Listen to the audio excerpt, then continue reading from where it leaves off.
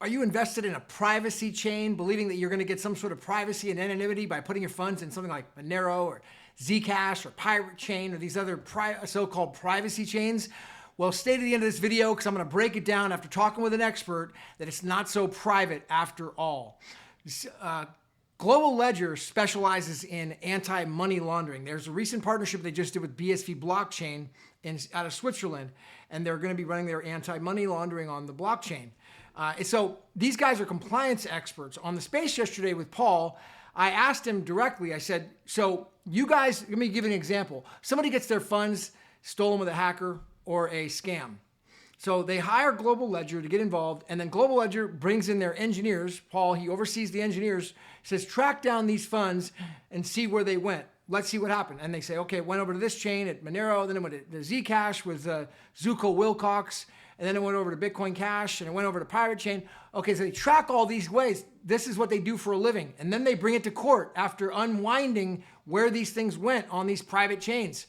And then they bring it into court as an expert, and they say, look, after John Doe over here got his tokens, his coins stolen or hacked, this is what happened to the bad actor. Here's the evidence, judge. We need to get a court order for this and get these coins back for this person because it's a legitimate theft. We've got the proof to show it here.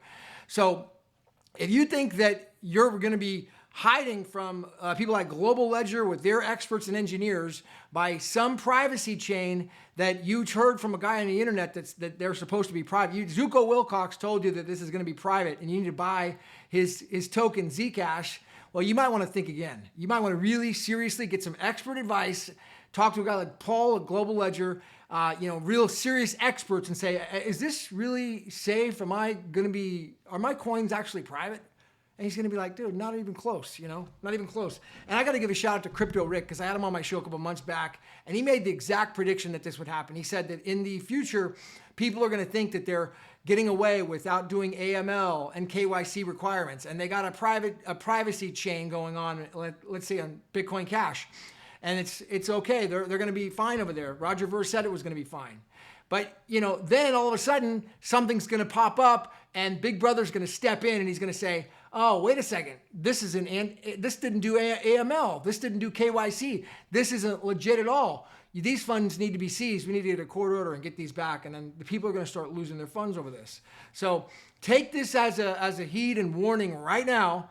Do yourself a favor. And if you don't have the money to do the freaking expert research yourself, well then freaking dude, it's probably not a good idea to be trusting somebody on the internet that said that this is private. Buy it. Buy my coin. It's private. I guarantee it.